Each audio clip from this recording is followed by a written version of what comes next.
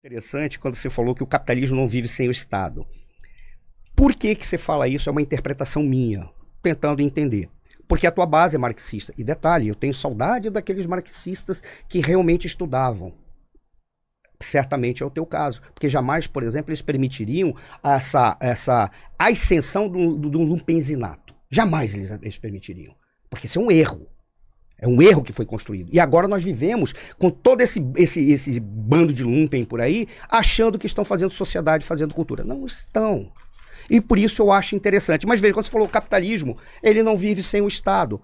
Porque a tua base, por ser uma base marxista, ela só admite a existência do Estado como um instrumento para a manutenção de uma determinada relação de classe. Ou uma relação de produção.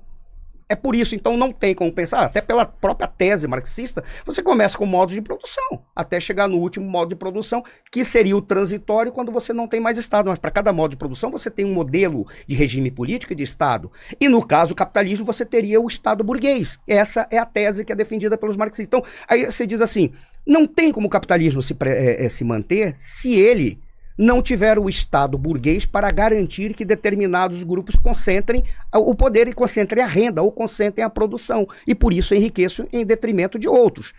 É dentro dessa lógica que o marxismo apresenta.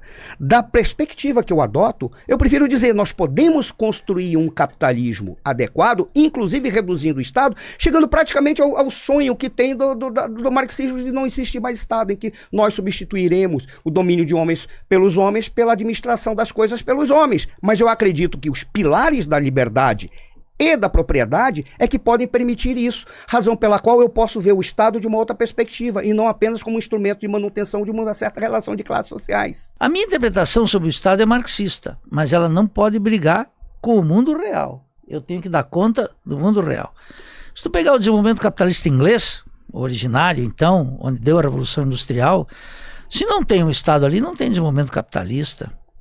Se não tem o Banco da Inglaterra soltando papéis públicos e criando uma dívida pública com valor, não havia capitalista que pudesse criar crédito espontâneo, jogar suas poupanças e sair como se fosse um empreendedor saído de uma empresa júnior da universidade criando um mundo novo. Foi o Estado que criou tudo aquilo. O Estado que desapropriou os camponeses e fez a propriedade privada da terra, o Estado que criou o Banco da Inglaterra e turbinou a acumulação privada, o Estado que garantiu as bases da Revolução Industrial, no caso da Inglaterra. E no caso dos Estados Unidos, se tu lê J. Jefferson, ou sobretudo Alexander Hamilton, o Estado garantiu absolutamente tudo, entre outras coisas com rigoroso, estendido protecionismo.